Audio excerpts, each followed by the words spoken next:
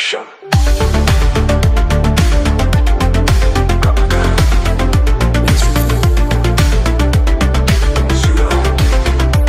Tonight, Megan and Leah live at the Festival of Irrelevant Penists. Artificial shadow thunder. Spirits.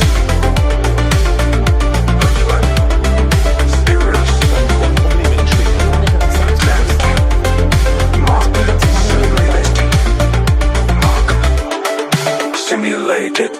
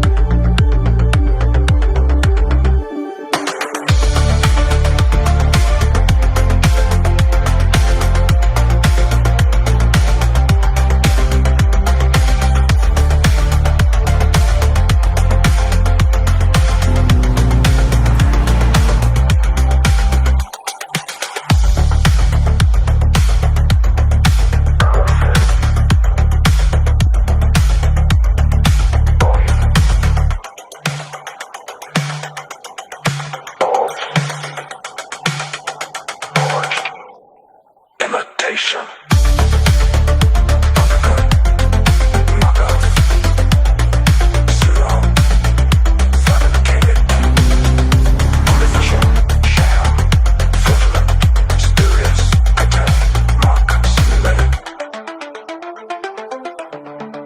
Simulated.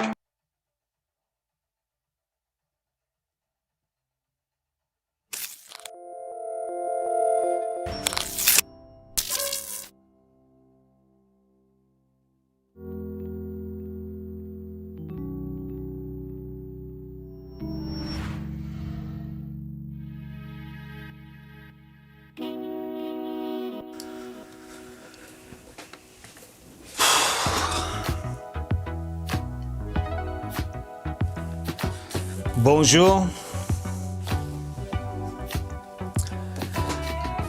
I'm here. Are you here? Is anyone here?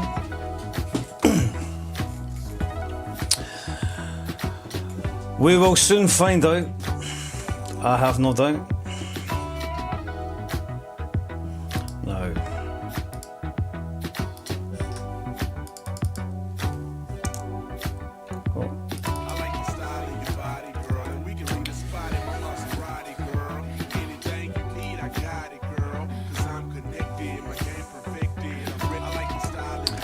you'll just have to bear with me, because I'm a wee bit rusty in that, eh?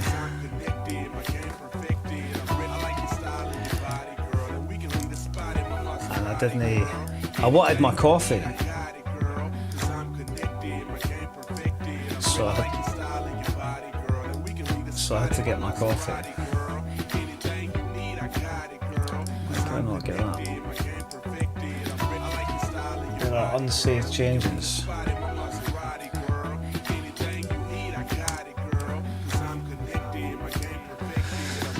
There we go.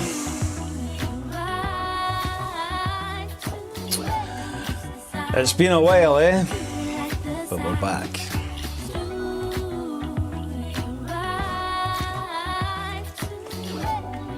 I need to check my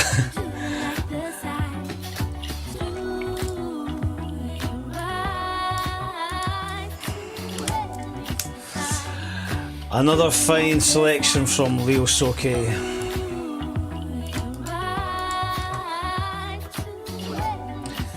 Returns in 7 minutes. I've never seen you return now. I can see that I'm there. Well, I must be here.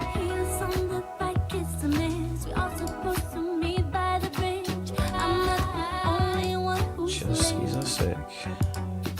Remember. Right, there we go.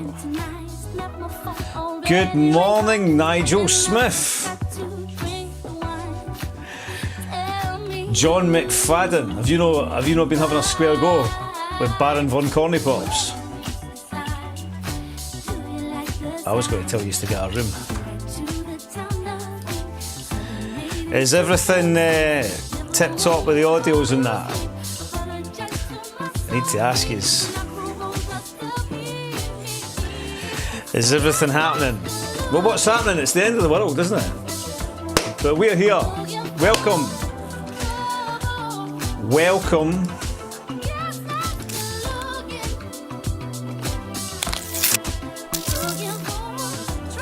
Welcome to What the X, the agendaless collective.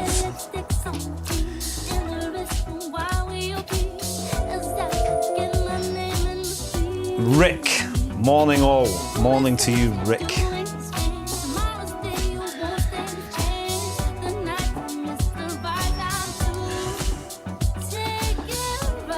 Who have we got in our chat? A bunch of folk. Arpignon. Hey, tip top, hats off to Arpignon. The man's a grafter. He's been grafting under the harsh instruction of Bob. No, I don't like that, do it like this. Arpignon has been working very hard of late, helping to construct the Discontent website, platform, portal to a new realm of cultural joy. There's loads of folk here. What can I don't ken how to. Are you there? Does that work? Here's to you, Kit Kats. Zen TV, that's our man, isn't it? That's our man. What's his Zambo? Is that Zambo? And Leamington Books. Good to see you.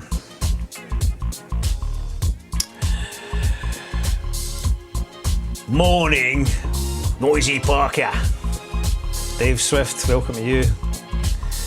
Ali Channel, welcome to you. Good morning. The immortal portal of cultural joy. Here I come up with the slogans. It was a bit of a rushed affair this morning, but it's always a bit of a rushed affair when it comes to me. The JCP. I hope you're doing well, soldier. I will definitely try. I'm going to come and see you. It is incumbent on me to do so. It's been too long. Chris Breaks, morning to you. The Bertinator, Rab feed downstairs. I never checked your music. I never checked your. I seen you texted me with the band thing. I'll check it, bro. I just haven't had a chance. So many good folks to see us all this morning. Let's see where we go. Matty Ross, always a pleasure to see your name pop up there, bro. Right, I need to just gather my bits and bobs because ken how it is about it. Let me find this.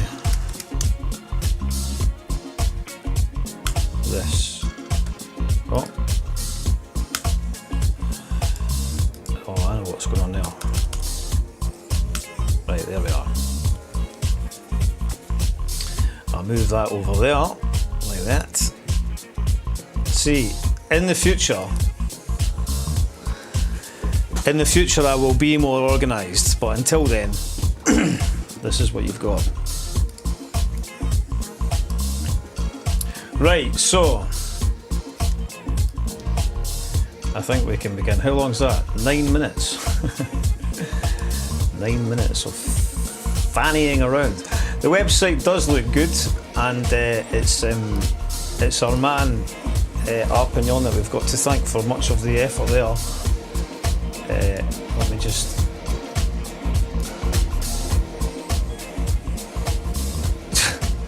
Who's this guy? It's Gregor. Where would we be without Gregor? I saw your article on AI. Very disappointing.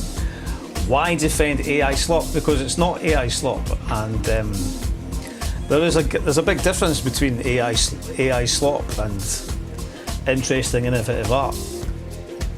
Incidentally, talking of interesting, innovative art, the T-shirt I'm wearing this morning is from the Jathro's Massive, Rory Bain from Leaving. No more beautiful pictures. And so I would, there's a reason. People say what's the best thing about Leaving, and all the fifers go, leaving it. But now there's a reason to go to Leaving, because Jathro's Barbers was in Leaving, which is the cool. Basically, if Jathro's Barbers was in Soho, nobody would bat an eyelid. Nobody would think, everybody would go, this is the coolest place ever. It's in fucking Leaving. So there's a reason to go to Leaving. A great bunch of folk over there, really cultured, interesting people, and they're doing pop-ups at Jathro's, and I think we'll try to get one organised. Discontent, maybe 12.50. Buckkind, is it Buckkind? See, there's three. I think is there three places? There's like Leaving. And you can't fucking, they're right next to each other, but if you're you can't say you're from one or the other. There's protocol there, like, you know. You have to be careful or you'll get a shoe in.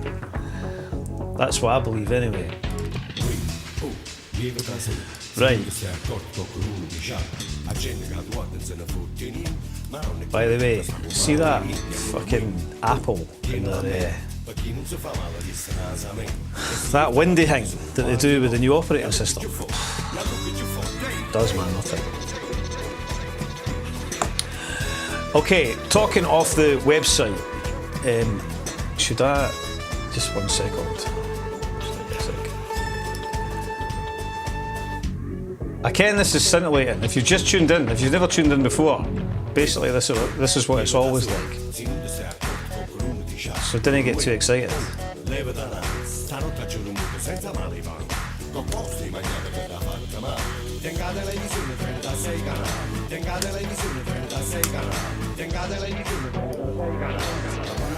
One day we'll have staff. I've done it again. I've done it twice now.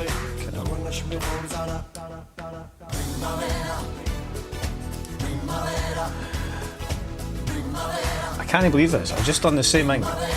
Sorry folks, you just need to bear with me. I'm trying to move a small thing on a wee windy. That's it. I'll take it what's going on.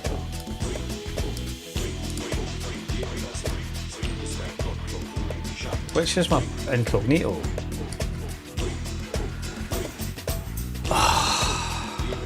Oh, it's this one. Sorry. It seems to have all my fucking bookmarks in it. I like it else. Unless there's anything sketchy. Is there? I don't think so. Here it is. Stop by John. Belter of a tune, isn't it? A classic. As I said, Leo Soki on the mix. I'll drop his SoundCloud into the comments and that. It's 10:15. So this is the Discontent website. So check it out. It will be growing exponentially.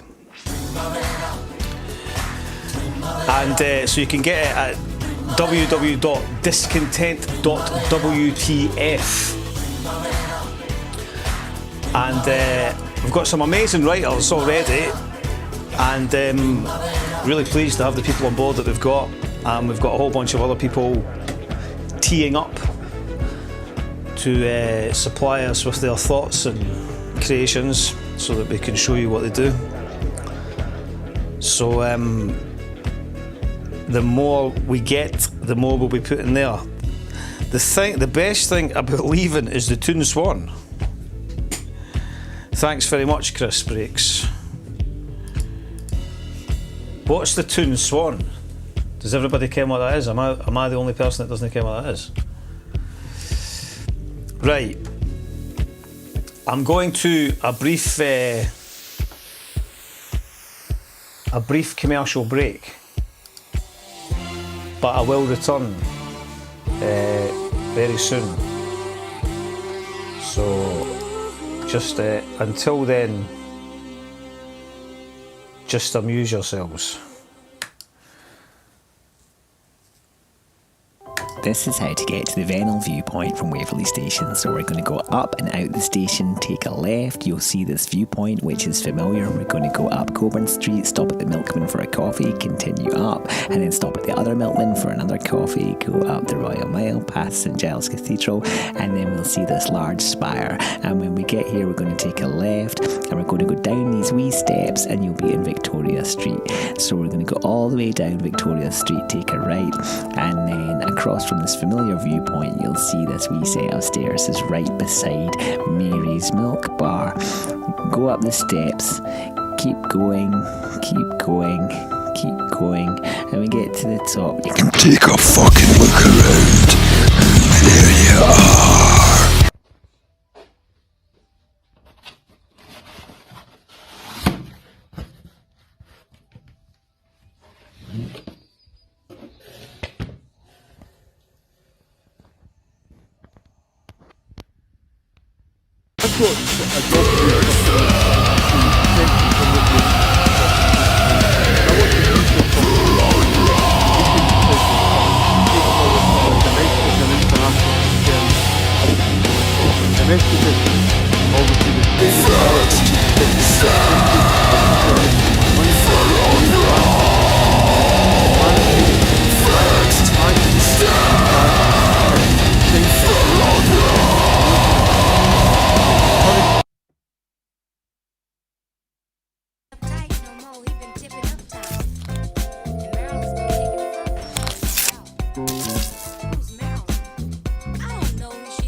Right.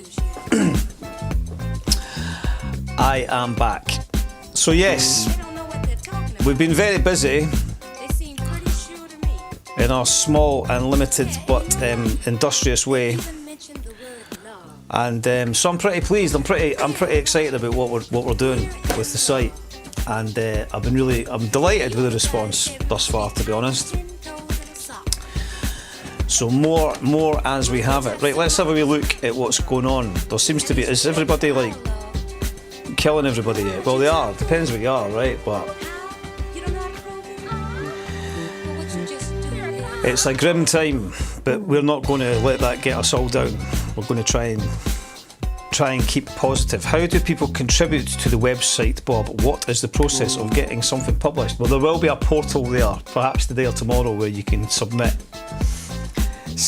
to the editor if you would like to write for us or have us publish something, or if you've got an event. Perhaps you've got an event. Aye, what about that? Do you like that? I'll tell you, the first thing I need to do is get a new phone. Fucking brilliant, eh? I've got a dodgy connection, so let's hope it comes back, or we'll just have to make do.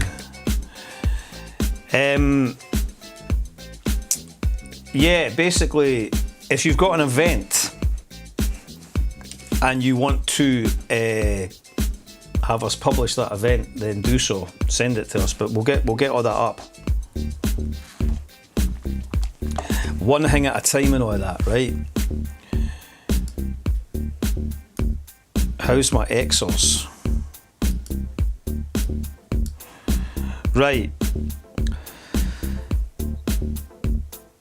The national newspaper. Everyone's having a meltdown, eh? Right, this was something that happened yesterday. This annoyed me. This annoyed me yesterday because see this. There's always something, eh? Is this what we're going to be subjected to?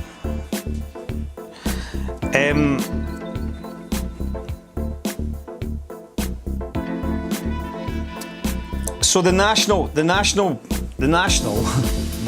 everyone's favourite.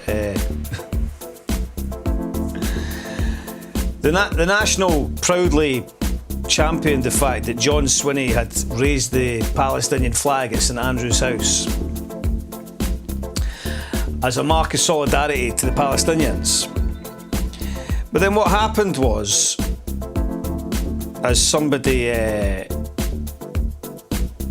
correctly identified. Why is it being taken down? Why? I don't know. I just we always want to talk today. That evening, It was put up. Why is it being taken down? it was put up. I don't know. How do you ken? I understand.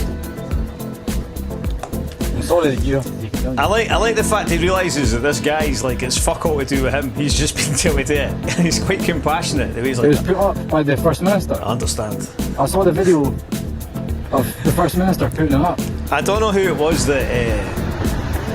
Were you here when the First Minister put it up? I saw the First Minister put the flag up. He did. The First Minister did put the flag up. He should have shoved it up his fucking arse for all the Why use did of the stuff. First Minister put the flag up if it's coming down? I know, but do you not see my confusion? Aye, I do. Do you understand So my does everybody confusion? else.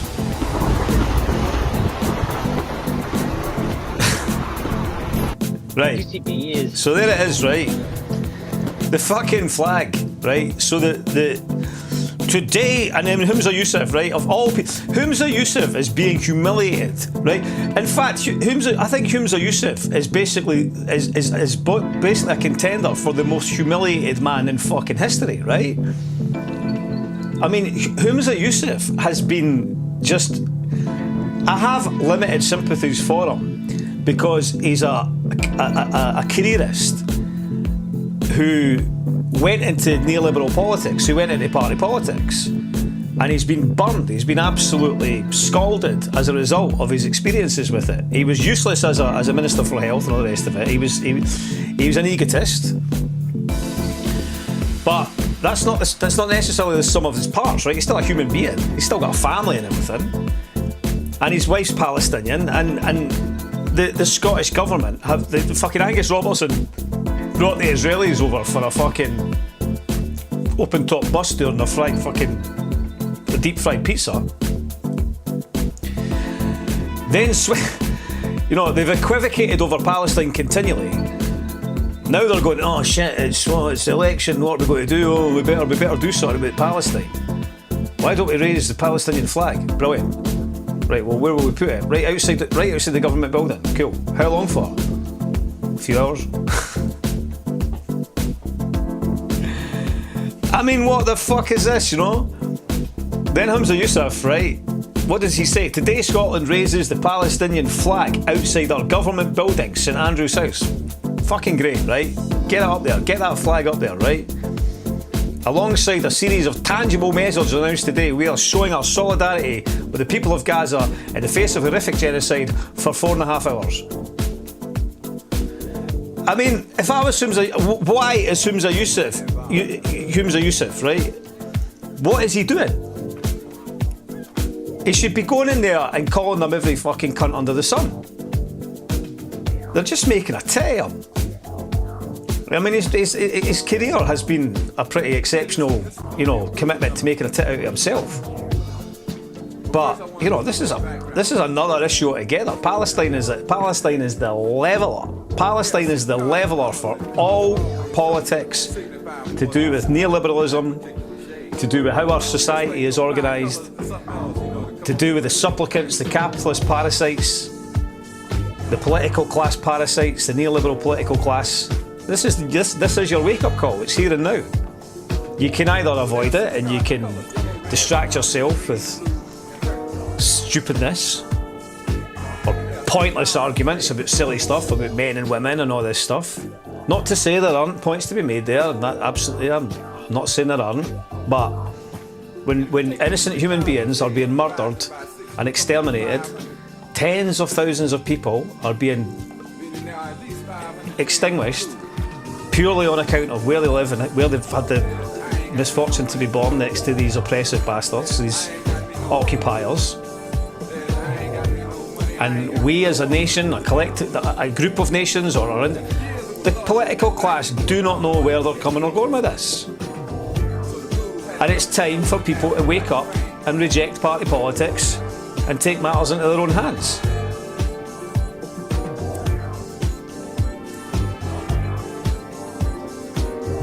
Got to get that Ukraine flag back up, Bob. Can he be down for more than a couple of hours? Is the Ukraine flag still flying? You know what I mean? They fucking stuck Ukraine flags fucking tattooed up to their arses.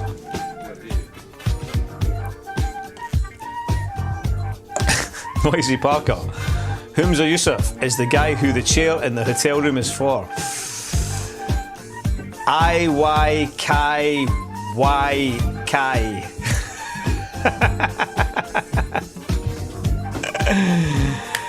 It's also blatantly performative. From Swinney to Flint, pantomime clowns. Couldn't have said it better myself, man. Shocking. Really, it is shocking.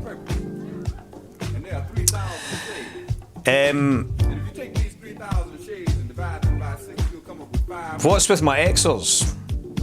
A low turnout. Bunch of fucking lurkers, eh?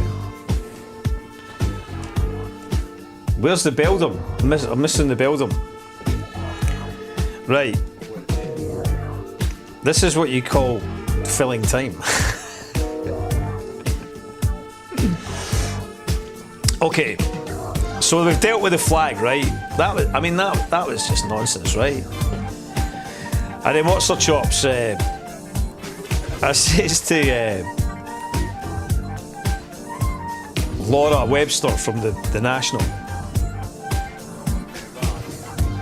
You know, these folk, you know, that's what.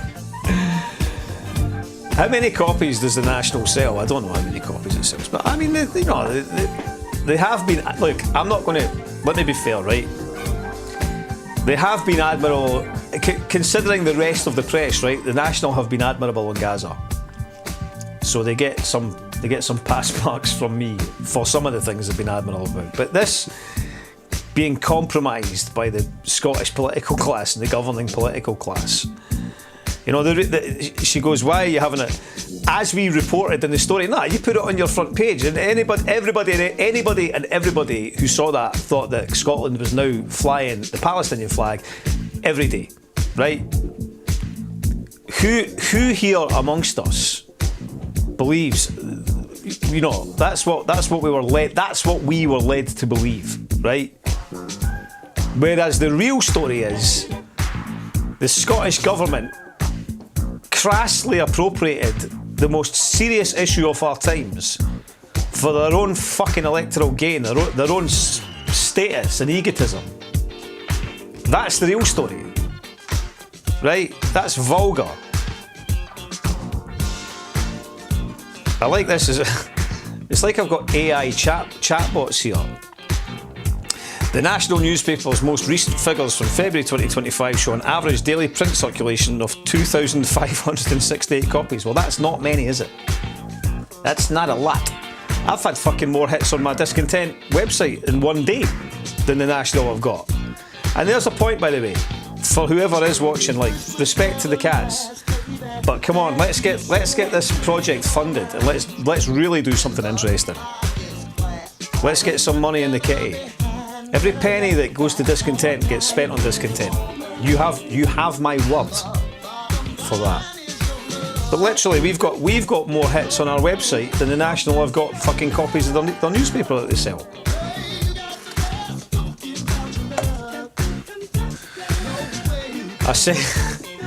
She says, as we reported in the story about Swinney's state in the story. He said it would be flown for the remainder of the afternoon. I mean, you couldn't write it, really. I mean, that why even bother? Am I wrong? Why even fucking bother? You know, imagine how you feel you're a Palestinian. Like, thanks, mate. Cheers. Thanks for that, eh? Yeah. Free Palestine.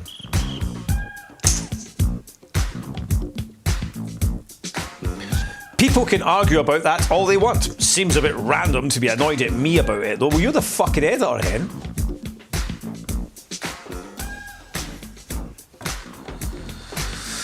I don't ken, eh? I don't ken.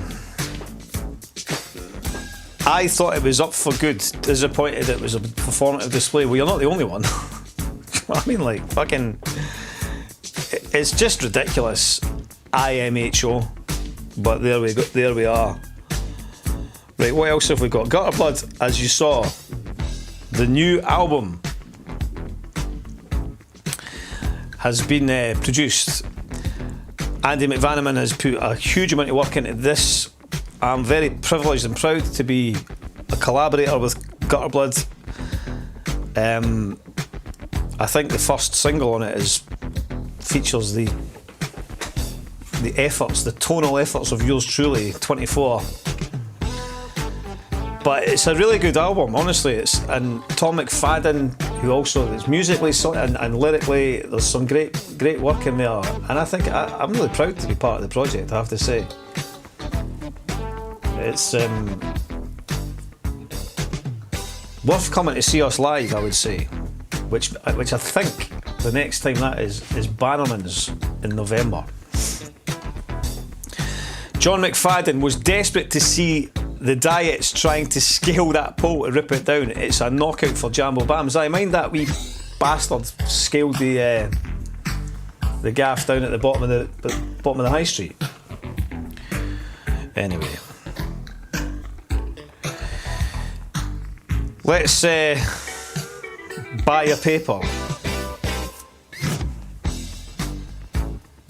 Oh, this guy, what are they all constantly going on about? Fucking...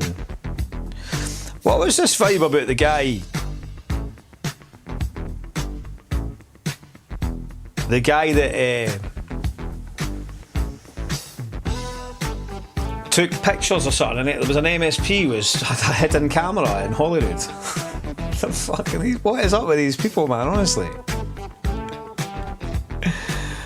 what is up with these people? Like, see this guy here, Andrew Gallimore, right? He's quite an interesting guy. No, I suppose he's a very interesting guy. But he's the guy that's trying to pioneer extending the DMT state, right? Andrew Gallimore. What's he saying about it? He's saying quite a lot, but how long is his video? It could well soon. Let's see what he says. When I first conceived of the DMTX technology, it was because I felt and still feel that the DMT space and its occupants represents one of the true great mysteries of our time, and one that should be explored with as much vigour and ambition as with which we reach with our rocket ships to the stars. I guess I envisioned a kind of SETI for the mind, but what if we could dispense with needles and infusion machines and even exogenous drugs entirely, bypass the legal system and allow someone to stably and in a sustained manner access the DMT state, not using exogenous drugs, but using their own endogenous DMT. Whilst this might sound like science fiction, it could well soon be possible. We've known since the 1950s. Right, well, when I first, he's obviously that's his teaser to get into his next thing. I don't know how he would do that. It sounds pretty fantabulous, but I genuinely think that we should encourage people to explore the DMT state, because I think it changes how people feel and think about their perception of existence, and it raises their consciousness. And this is a time for the necessity of raised consciousness. On that note, I will return momentarily. Here's a classic piece of DMT-influenced discontent. Fucking Jesus!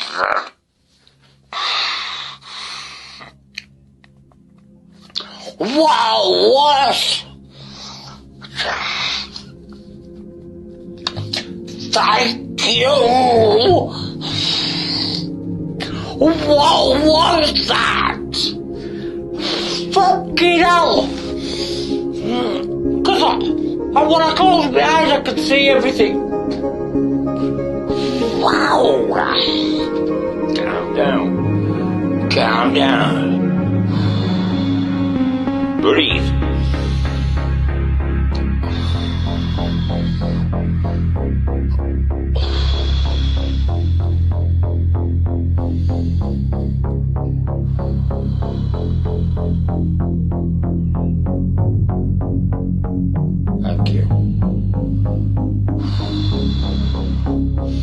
if I close my eyes, guys. I'm serious. Wow, this time. Wow. As I explained to you in previous videos, the patterns. At first they weren't making a move. Then they started just coming in gradually. Right. Fucking, I cannot describe this to you. There's no cunt couldn't describe this to you. Right.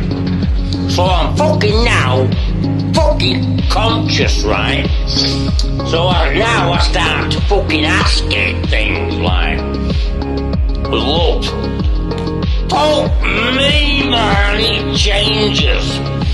Compassion, empathy, all these, you know, God, fucking, I'm telling you, man, they're reacting to what you say, what your thought is, what your consciousness is. Fucking change. God, how do I prove that? It's fucking changing. I was in command, I was changing it. Right?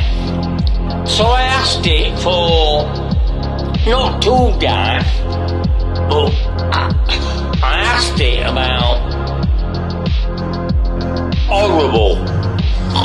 Wow, man, you don't want to go there. I cut it off straight away. I fucking changed it straight away. You know what I mean? But empathy, fuck it out. I swear, what can I swear to? I can't swear to God or what is it? What I'm swearing to? Right? You're conscious. I fucking don't take my word for it. That was no more than 10 milligram. I eat 5. I wax it again. Right, 10 milligram. Bit fucking right. I just wanted it. I told it all day long what I want. I just want the cocoon, right? Yes, the fucking cocoon, mommy's womb, or the flower, the divine in me, whatever. I'm asking you what I'm in, and I'm doing it. Wow. It is the most glorious. Yes. Don't be fucking. I'm closing my eyes because it's beautiful. No, be. Right. How do I do it? Don't be afraid. Don't be afraid. Hush. Just keep it simple. Play. Show me love.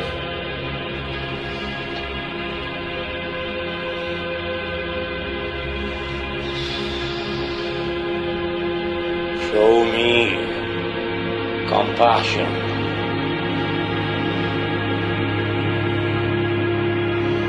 Show me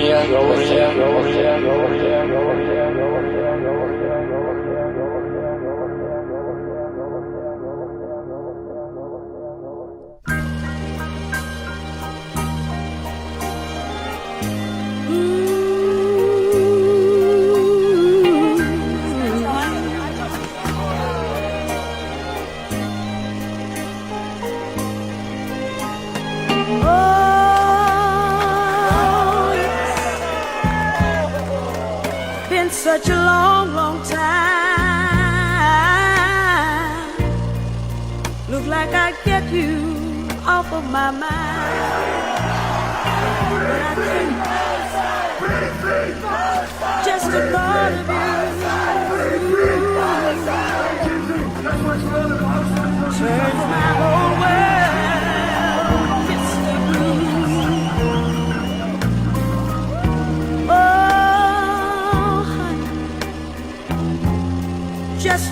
mention of your name turns the flicker to a flame. Listen to me, good baby. I think of the things we used to do, and my whole world turns misty blue.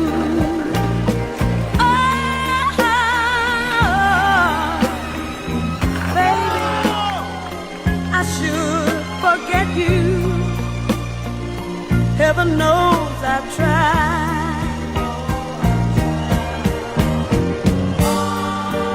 Baby, when I say that I'm glad we're through,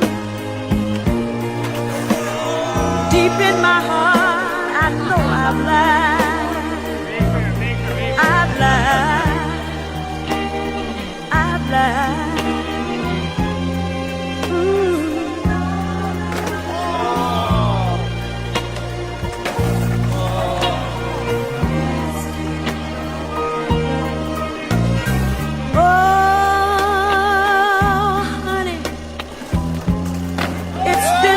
A long, long time.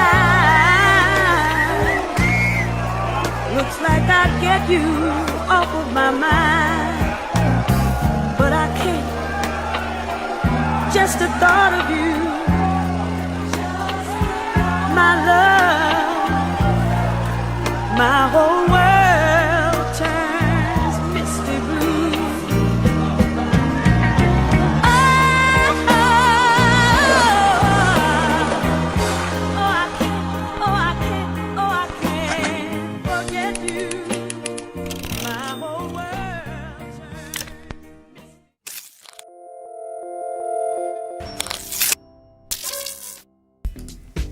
A heartwarming capture of the Paiute 13th birthday there by Neil Kidd. Visuals. Really great. Right, so where are we at?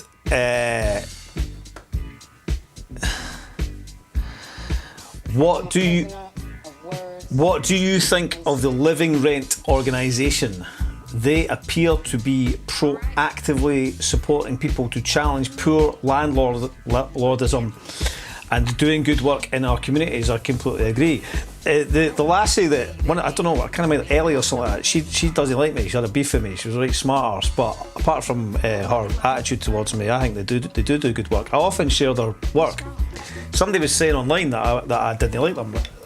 That's total nonsense. Anybody that's doing anything to challenge exploitative landlords and build community solidarity deserves respect, and I think they do a lot of work that's good. I think they've got their act together a bit more. I think when they were a wee bit, we're not in a time of collectivised working class power or otherwise, you know what I mean? So everything's been atomised and fractured and fragmented. So I think they do good work. I don't think they should be immune to criticism. I think they allowed. I don't know if it was Nick Jury or somebody. Mind the guy. Somebody lost their job with him because he was accused of transphobia and stuff. That's a load of shite. Can't be bothered with any of that stuff. That's just the whole Vampire Castle cats try to get people to lose their jobs and stuff and fuck up their opportunities. I mean, I'll give you an example of that, right? See that thing yesterday? Where was it again?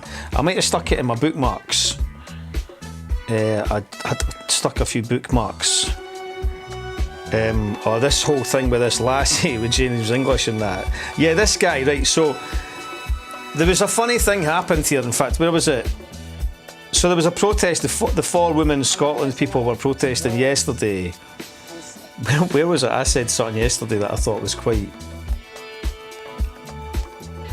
worthy of comment, right? So this was it, yeah. So Maggie Gibson, who is a very intelligent woman, very sharp, intellectual, but Maggie and a lot of the other feminists, the gender critical feminists or whatever you want to call them, they were having a protest down at Holyrood, and they got incensed because this guy, will it play? This guy had a sound system. This trans activist guy had a sound system, and he was playing his sound system loud as a protest towards their protest, I think. And all the gender critical women and that were going like they wanted Police Scotland to come and arrest, like shut the guy up and stuff. And I think that sets a dangerous precedent. You can't, if protest is protest, right? And if you're protesting, you're protesting. And if somebody comes and has a sound system or something and tries to drown out your protest, that in my opinion is the nature of protest. Apparently there was a section of that demonstration yesterday who were making a statement about Palestine. And they were reading out the names of some of the murdered children in Palestine. And this chap continued to drown out what they were doing with his sound system. And I think, I don't like this guy. I mean, I've seen this guy before, right? I mean, I can't be bothered with a lot of this side of this argument. I think it's reductive. I think it clouds so many issues. It's a problem.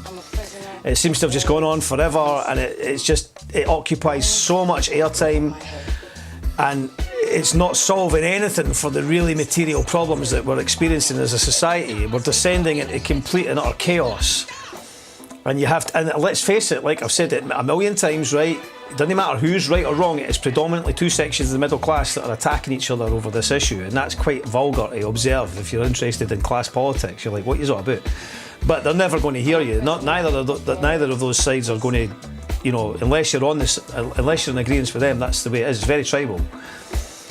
But I've seen this guy before, and he's got that whole kind of like, it instantly irritates somebody like me. You know, he's just got that entirely kind of like smug, kind of like, you know, entitled kind of vibe. And but that's protest, you know. And so I think you still have to defend people's right to protest. So that's my opinion on the matter. But I thought it was a bit weird, like you're going like, let's get the cops to deal with this protest, but not our protest kind of thing. I don't know. I can't really get my head around that. The other thing that's been the other big deal that's been going on has been the boon to the Zionists of Graham Linehan being arrested because of tweeting, right? Which is obviously ridiculous, right? You should not be getting arrested for tweeting. And this is about policing our communications and the frantic disarray of the neoliberal political class and their increasing levels to need to, you know, their thirst for authoritarianism and to control narratives and to suppress information and all the rest of it. And whatever the chain of command is, however Linehan has found himself arrested for something as innocuous as tweeting, it is ridiculous, right? But let's be clear about who Linehan is. Like, Linehan is a repugnant Zionist. He's a complete and utter Nazi sympathiser. He has been virulent in his support for the Zionists, for the IDF, for Netanyahu's murderous rampage over the Palestinians. So Linehan is sentient excrement, in my opinion. So the fact that he's now being held and representative of some kind of victim, as a victim of kind of oppression or something, is pretty insane. And I was making this point, you know, that, you know, the culture war, we know the culture war is a product of social engineering. I think there's a lot of argument about that. You know, big capital, big money can make things happen to fuck things up for people, to alter our perception of things. I've made this point earlier in the year. I reposted a clip from What the X. I said in January when Elon Musk got caught up in the scandal with the 401 visas, and he also kind of shifted on his position with the Zionists. Maybe the Mossad turned up with some videotapes of him doing something with ketamine and hookers, who fucking knows. But suddenly the issue became about immigration, and Musk was the person who instigated the entire dialogue about the grooming gangs. And brought that back into the public consciousness. Now, I'm not saying that the grooming gangs isn't an affront to these girls that were the victims of these perpetrators, etc., etc. None of that's in dispute.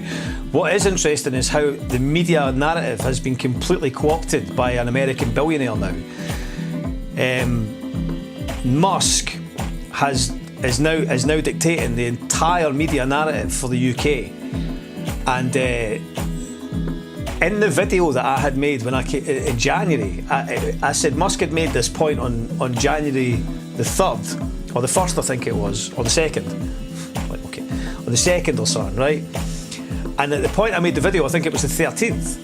And I was saying it's now like basically like nearly 2 weeks later and we're still talking about it. Well, it's like it's like 9 months later and we're still talking about it. Such is the power of X, such is the power of Elon Musk's control over the media. And this was the landmark moment. I said, you know, I'm sure I'm not the only person to have made this observation, but I think it's an absolutely correct point that Musk is controlling the media narrative for our entire country. And our political class don't have the foibles, they don't have the ability to do anything about it because they themselves are just flotsam and jetsam for the media traditionally as well. The people who are most incensed about it are going to be folk like Murdoch and whatnot, the Barclay brothers, the people that have generally had a much more stringent control over the media. And that's what this Linehan stuff's about as well. You know, it's almost like the demonisation of X as a platform in some way or other. So whether it's Mossad or the Zionists who orchestrated this particular outrage, who knows what happened, or just the sheer ineptitude of some, you know, bumbling kind of power-hungry polis. Let's see what we've got. Some of the comments here. But one way or another, we're experiencing a seismic change in how our media is interpreted and who's pulling the strings. And that's why you should support independent media and culture. Okay, what I mean? Independent media and culture, like What the X? Yes, Arpignon says this. Musk threatened Humza with his DMs and they all shit their pants. Big time. He's like some sort of omnipresent fucking techno nerd, isn't he? I mean, he's an absolute shit-stirring cunt. He's a massive fucking... What's the porridge stick called again? What's that called again? What do we call the porridge thing again? Fucking like one of them, Sputtle or something, is it? You are a pretty guy. Anthony Ray. Bonjour, Anthony Ray. First impression, by the way. Are you a news reporter, Lovey? I take it. What does that mean? No one pushing that media narrative is genuinely concerned about the safety of women and children. Are they? Fuck. Let's be honest about that, right? Let's just fucking say that again, Noisy Parker, right? This is the bit, this is the thing that fucking gets on my tits, right? Is that they start using working class, right? The working class, the working class this, the working class and that. Like, you're like, what? Centrists and centrists and sort of reactionary fucking right-wingers and that. Suddenly they're interested in the livelihoods of the working class. How does that work exactly, like, you know? Something I notice about working class, I'll come back to it in a minute. We'll go for a wee... we'll have a wee look at some of this stuff actually. We've got a bit of time still, so we'll just... we'll maybe touch on this subject here just now. Let me move to this. The thing I don't understand about this whole hanging flags up situation is that you've climbed to the top of the lamppost. You've tied the flag. You come down. You're still broke. There's still more betting shops than supermarkets in your local area. The schools are crumbling. You still can't get a GP appointment. Life is terrible. You come down from the lamppost after hanging that flag, life is still terrible. So what did you gain? Loving your country does not make it any better. Keir Starmer's hanging up flags. That man wouldn't piss on you if you were on fire. You have a sense of solidarity with someone that doesn't really care if you live or die. You're not angry at immigrants. You're angry at your feckless politicians. Do you know what I mean? You're hanging up the flag for what? Your life is still shit. You come down from the lamppost. Your life, it might even be worse. A lot can happen. I just don't understand. Do you know what I mean? I just don't get it. And I want to understand so badly. But not a damn thing changes in your life. Do you know what I mean? Still can't find a job. Still in debt. Your local park is over. No youth services. There's nothing. But do you know what there is? A flag. I'm so happy for you guys. We saw this band of locals carrying their ladders down the main street, flags fresh from the pack, putting their saltires on lampposts concentrated in areas with large numbers of asylum seekers. What is it that makes you want to come out and do this? It's just patriotism, mate. These men did not want to do an interview, but others here told us these flags are intrinsically connected to their city's housing crisis. I'm glad that people are doing it because I want people to start paying attention. Ashley, a support worker, lives in a top floor flat here, meaning her disabled partner cannot move in with her and her daughters. They've been waiting years for suitable accommodation. People have been too scared to stand up for like ourselves because they're seen as being racist, and this is not the case. It is not the case at all. It's nothing to do with that. It's just solely about like us being able to get like help, support, housing, the basic stuff that we need. But Ashley wants to be clear. The anger is not toward the refugees, but the politicians. We should be appropriately housed, you know, there's no reason for it in this day and age, but since in the last, I would say 5 years mainly, we have so many like foreign people in our area, like massively. You would never have regarded yourself as a racist or xenophobic. Never. Do you think that you and people in this area are now, part of this flag campaign is showing that you are resentful towards the number of refugees that are coming into your area? I think they've made us resentful because they've not, see the government, I would say that they've not really, they've just done it. They've not even cracked a light about it, they've not been honest about it, and they've just did it. And the thing is, like, these areas, like, everybody kind of knows everybody, but now nobody knows anybody because the government are just filling them with anybody and everybody, and we don't know these people.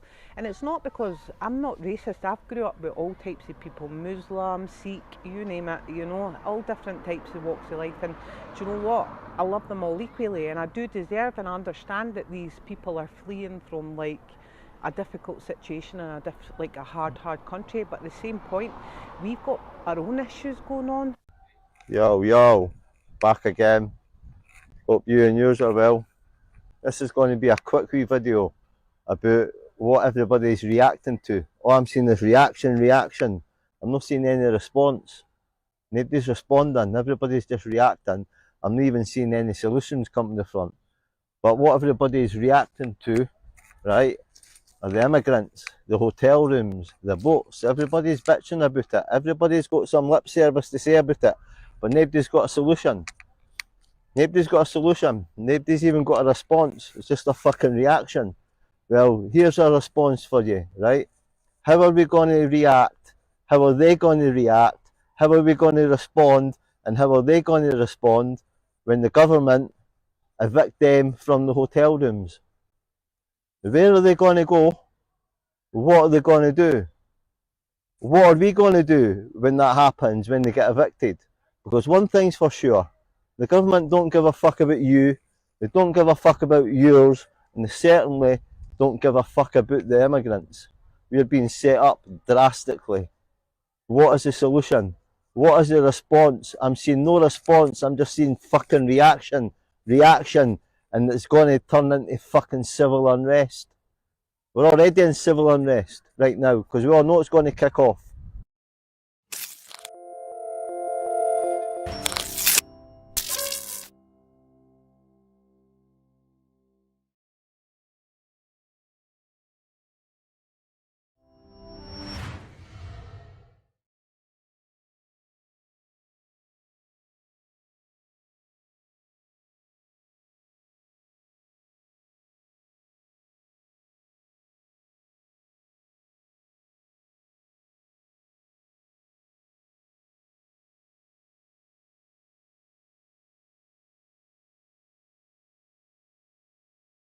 Alright, nae sound, alright, come on, eh? I said, Niall Fraser, Dundonian in Hong Kong, checking in. I'm just repeating what I just said. And then I says, do you ken what they call a roundabout in Dundee? They call it a circle. They call it a circle. But Jim Spence would call it a square. Okay, new donate. First of all, it was right. Listen, here on it's no mute. See, this is like folk didn't appear, right? And then as soon as they can't hear me, and it's folk are on X going like, "Oh, you're muted." Well, where the fuck were you, eh? Never even fucking knew you were there. You know, all of a sudden, I can't hear you. I can't hear you. I'm not hear you. Well, fucking, can you hear me now, aye? You hear me now, all right, aye? Tidy. Right, listen, here's somebody's sent me a donation there. I've posted my link in my X chat. And similarly, you can go to the top of the chat page on Discontent, I think, or you can go here, I'll pop it in here. We're trying to raise some cash to... Didn't start with your professional streaming kit, Cass. We've got our website up. We've got a regular live stream. Gandalf was spot on. Gandalf was spot on. He was spot on, yes. Sovereign Scots, that's Brian. Respect to Brian. Look at us. Anyway, pop some loot and hit the donate button on the website, on the Discontent website, which I'll pop in here as well. And help us develop this platform. We are truly independent, and we really do rely on people helping us with cash to make things happen. And the more we get, the more we can do. And I can tell you right now, we've done a lot with very, very little at all. So come on, eh? Oh, that's twice. That's the same thing. I've done it twice. All you lurkers, all you lovely lurkers. I care how many. You want to know something, right? See, when I posted the links to the website on Discontent the other day, there, you know that a link click on X or Twitter is the lowest thing. You'll never. It's the lowest metric. If you ever post a link, you won't get. Hardly anybody ever leaves a platform to go to somewhere else. Hundreds and hundreds of link clicks, like on one, like 3 likes, a couple of retweets or something. You're like, come on, eh? Drink a zip up the back. Drink a zip up the back. Adderly zip up the back. So come on, if you're enjoying what we do and you like what we produce, even if you love to hate it, there's loads of cunts watch me and they fucking hate me. That's him. That's that big-mouthed, opinionated cunt. Fuck him. I've watched everything he's ever said, listened to everything he's ever done. Well, fucking cough up then, eh? Anyway, enough of the hard sell. Times are hard. Times are hard, and I know that. I understand that.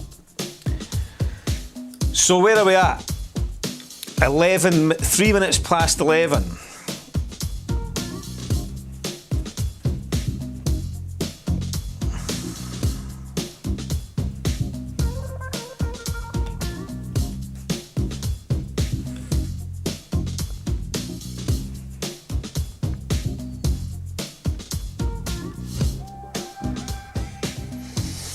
Gutterblood say Bandcamp Friday today means it is the best day to buy our brand new album. 10% off all pre-orders, and you will receive it before the official release date of Friday the 10th of October. Well, it's incumbent on me to repost that. It's incumbent on me to repost that.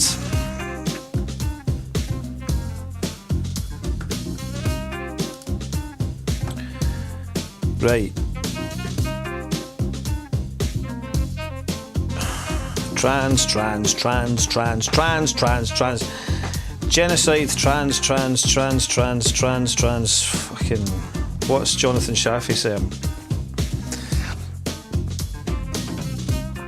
Refugees and the housing crisis are distinct. The crisis exists because of the deliberate collapse of social housing and the focus on housing as a financial asset rather than as a human right. Scapegoating refugees for Thatcher's legacy couldn't be more anti-working class. I'm glad that Jonathan's made that point about the working class, because there's something very important. It seems like a sort of simplistic thing that gets lost in the mire of madness. And I sometimes sort of think to myself, like, is this, like, are people a bit, like, do they not get it, right? It's like, something that always sort of makes me ponder a wee bit, right, is like, the term working class, right, exists as a explanation of an individual's relationship to capital. Okay?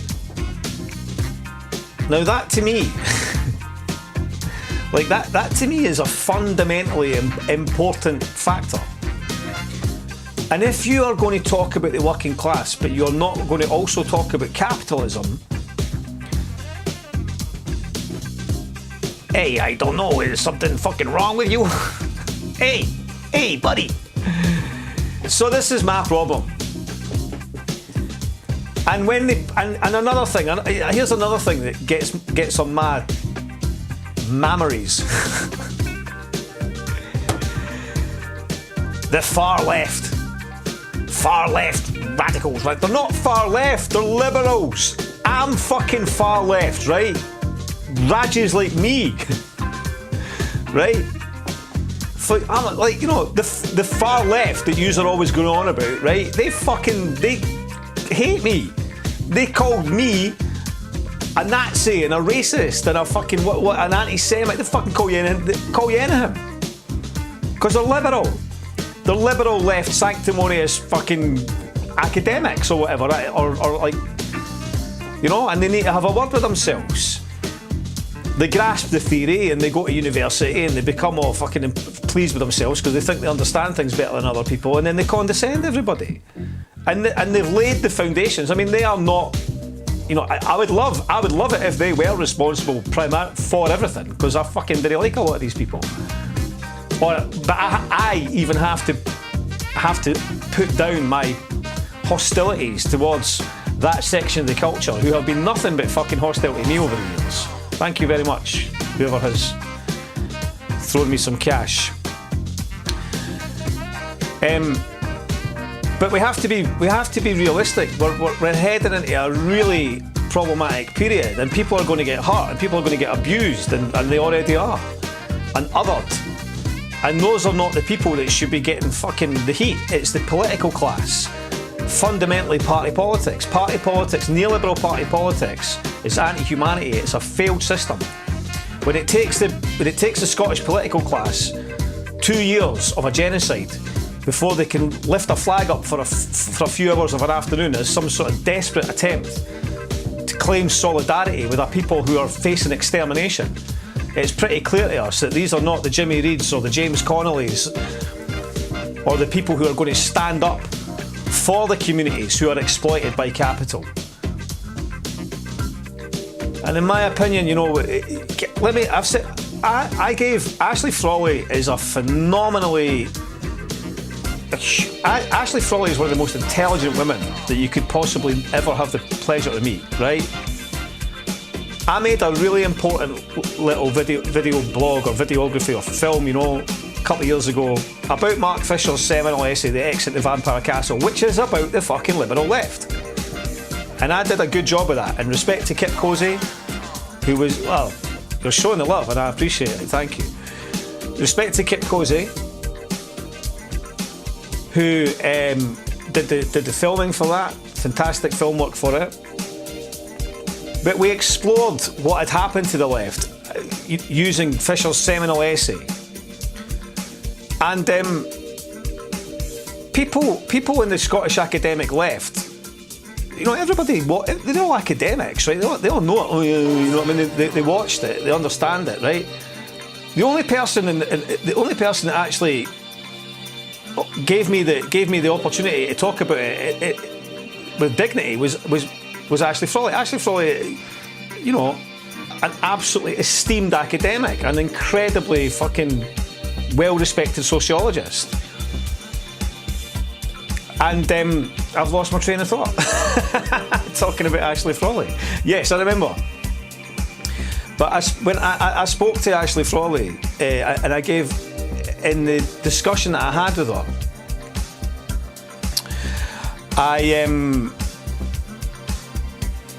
what was I saying? I was saying about good morning, Bob and the Boat Bet, Shalom. Oh, was that a different? That wasn't Zambo earlier, was it? I've confused you, Zambo, with somebody else. I can't mind what I was saying. Why there was something I had when I had said something to Ashley Frawley about it. I was going on about. I was having a rant about the Liberal left there. Anyway, it'll come back to me. Something to do with in one of the discussions that one of the pieces. This is what happens. You get to my age. Either way, it doesn't matter. Listen, I tell you what it was. It was all that. All those donations were flashing up on my screen. I felt appreciated briefly. That's what capitalism does to you, eh? But no, I think this is the point is that, you know, that we need to. The triumph of neoliberalism has been the removal of questions of class, questions of capital. That's what it's set out to do. It's set out to steal that agency from working class people, from working class communities. When Thatcher crushed the miners, when Thatcher crushed the dockers, when Thatcher crushed the working classes, when they when they gave the council houses and sold them off, especially when they crushed the mining communities, what they knew what they were doing there, they knew they were destroying the working class suffrage. They knew they were attacking the working class vote. These communities, the process of voting was inculcated into these communities. You practiced voting at every level of the community, whether it was who was going to be doing, you know, whether it was the women who was going to be doing the cakes for the gala day or something, or who was doing the brass band. Like every section of a working class mining community or whatnot had the democratic processes built into it, and then it would be a local representative, the chairman of this, the chairman of that. They were organised. The democratic intellect just ran like fucking, you know, ran like a river through these communities. You know, everybody was aware of the importance of your vote, you know, and that's what the Tories and the neoliberals sought to destroy. And that's what the neoliberal project has been. It's a project of consciousness suppression. I'm not just saying this. It's like, check me out. It's like 11:15 on a Friday morning. I'm slavering on this fucking stuff, right? But it's true. It's structural critique, and it's important. It's important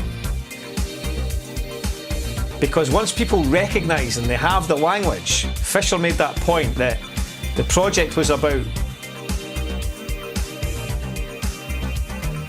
class suppression, and without the class consciousness that was previously there to give people the apparatus, the machinery, the tools to defend themselves against the state, against the systems that were trying to exploit them. Vampire Castle, DMT folks, your consciousness is monetised. Well, this is the point, isn't it? Hypercapitalism's last vestige is our human consciousness. We are in this period where our consciousness is under real threat by advanced capitalism. Somebody to check out is Bram Gibbon, Weaponizer. He wrote a fantastic book last year called The Darkest Timeline, which we'll have an advert for on the site. It should be there. We should have an advert, but we're just a wee bit behind schedule there. But you should follow Bram's podcast called Strange Excels.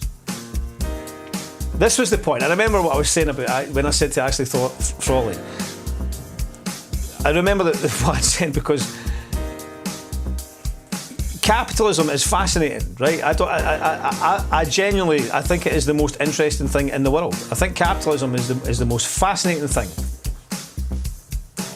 But it must be regulated, it must be controlled, and it must be harnessed.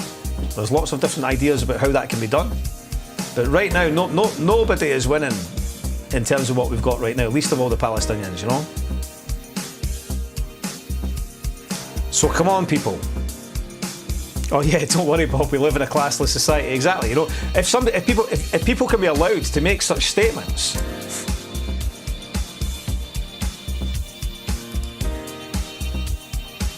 She used Scottish oil to crush the miners. When the cheap energy went, heavy industry collapsed behind it. It is true.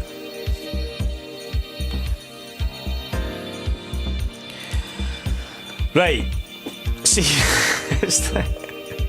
it starts off with me trying to tie my shoelaces, and it ends on me ranting about capitalism. But you know what? That's the nature. It's the nature of what the X. I think I'm going to wind it up for our brief reintroduction to the format. It's a lovely sunny morning where I am. I hope it's nice where you are. What's CC's 22nd morning all late as usual? Dog ate my team ticket. Good to see what the X pack. New site looks slick too, Bob. GG. Right, well, fantastic, thank you. Check out the site, check out the vibes that we've got going on, and I'll be back. How does this? I'll be back again next Friday at 10 o'clock. But pay attention, like and subscribe, follow the Discontent YouTube channel, and donate if you possibly can. It's hugely appreciated. I'm going to leave with a track now and a video by a dear friend of mine. It's his first release in 8 years. The guy is probably one of the most talented musicians and artists that I've known throughout the years, and trust me, I've known a lot of talent, some incredible talent, and I'm just knocked out by what he's produced here, and I'm really looking forward to what else he's going to be coming up with. I'm delighted that he's back in the game. So I'm going to play out with The Tide Inside, Habits Don't Lie. Take care, everybody. I'll catch you soon.